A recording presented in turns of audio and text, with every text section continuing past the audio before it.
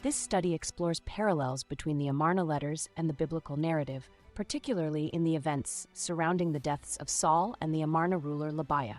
The interactions of figures like Mut-Baal, Bal-mehr, Tagi, Ayyab, Yisuah, Ben-Elima, and Ili-milku in Egyptian sources strikingly aligns with the respective biblical characters of Ish-Baal, Abner, David, Joab, Yesseh, Eliam, and Ahimelek.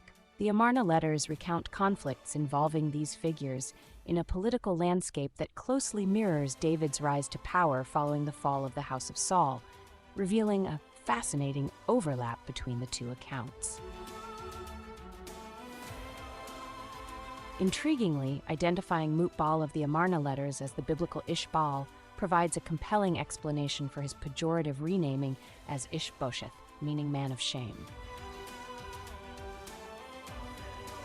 This derogatory title may not solely reflect his conflict with David, but could signify a deeper betrayal of his father's legacy, as suggested by his attempts to reconcile with Egypt and detailed in Amarna Letter 255. By pledging loyalty to Pharaoh and offering to safeguard Egyptian caravans, Mut-Baal appears to have abandoned the independent, rebellious ideals championed by his father, Labaya, aligning himself with the very empire that resisted and ultimately caused his father's demise. This act would have been perceived as shameful and dishonorable by those loyal to his father's vision. This aligns with the biblical description of Ish-Baal's fall through betrayal, as described in 2 Samuel chapter 4, verses 5-7, that reads, The sons of Rimmon, the Beerothite, Rechab and Baanah, set out, and about the heat of the day, they came to the house of Ish-Bosheth as he was taking his noonday rest. They came into the midst of the house as if to get wheat, and they stabbed him in the stomach. Despite the possible conflation of the event in Amarna Letters and the biblical account, notably, Mut-Baal's ultimate fate remains unclear, but his disappearance from the archives suggests his decline. In contrast, the character of Tagi continues to gain prominence. The decline of the ruler Mut-Baal after reporting a conflict with the commissioner named Ayyab marks a crucial shift in the diplomacy between Egypt and Canaan. Since this study will argue that the commissioner Ayyab is the same as the commissioner Adaiah, who received Labaya's son earlier in this study, given that both names mean "my father is Yahweh," this shift may signify a growing Habiru identity and a rupture with Egyptian ties. After all, Amarna figures such as Adaiah, Adadanu, Suardada, Mut-Baal, and Tagi bear Hurrian names rather than Canaanite, reflecting their administrative ties rather than common spoken forms. This aligns with the practice in the Amarna Letters, written in Akkadian, of translating names instead of preserving their native pronunciation. Translating proper names across languages remains standard today. Pope Francis appears in English documents instead of the Vatican's. Papa Francesco, James replaces Yaakov in English Bibles. Germany is used for Deutschland in political maps, and Christ is the standard for Hamashiach in most languages. In the Amarna Letters, the closer a figure was to Egyptian administration, the more precisely his name's meaning was rendered. This study restores their Canaanite forms, demonstrating that David was recorded as Tagi in official documents, not as a common usage, but as a diplomatic translation during his vassalage. Adaiah, whose name means "my father is Yahweh," would later be identified as Ayyab in the correspondence, reflecting a deliberate rejection of Egyptian diplomatic conventions. Conversely, Suardada and Mut-Baal, who adhered to these conventions, were likely known personally as Akishamash and Ish-Baal, respectively. Consequently, the biblical narrative may offer a more authentic record of their everyday names than the Amarna correspondence.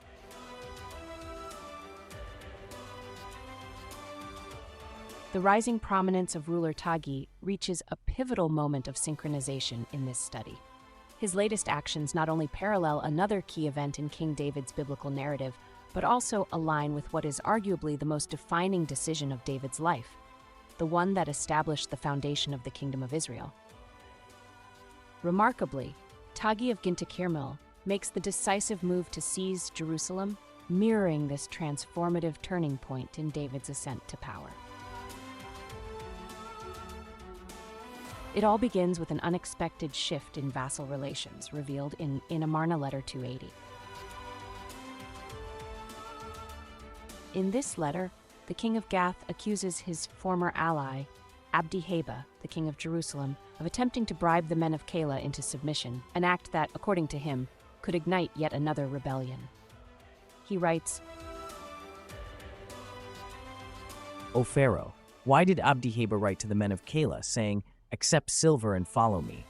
May the king, my lord, conduct an inquiry.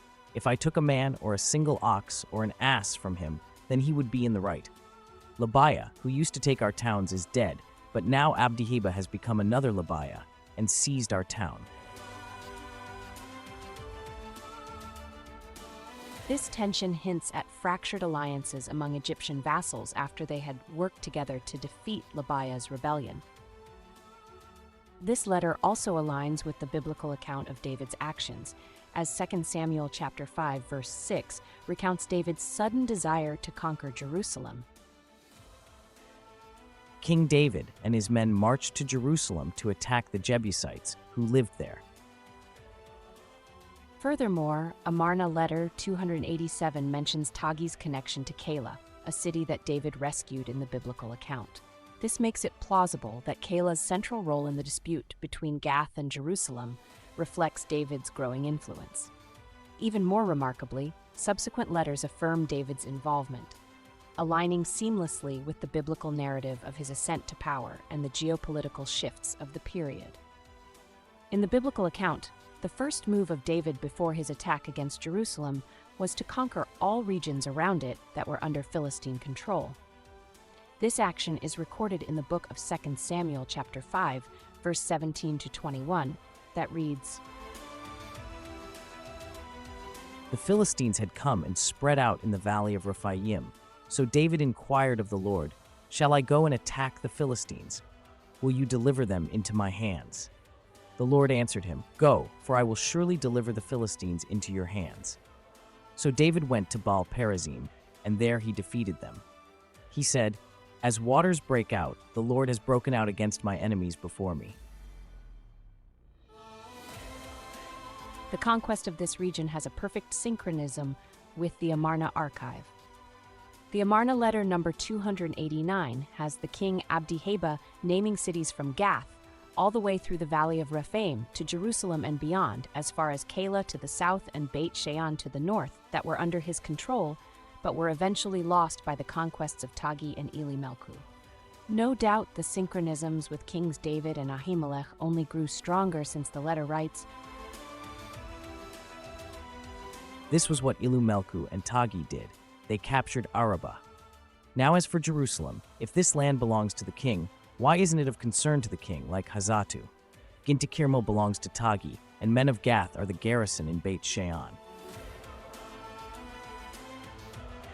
Once you go to the map, it is an amazing synchronism. In summary, the Amarna Letters describe that this Tagi of Gintikirmo emerges as one of the key leaders of a coalition. He was not acting alone, but forged an alliance with Ili-milku of Gezer and Suardada of Gath.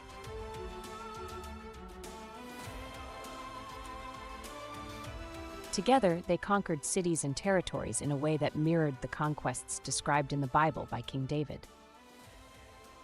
Just as David's campaigns unified and expanded Israel, this coalition sought to reshape the political landscape of Canaan, challenging established rulers and exerting control over key regions in a similar manner.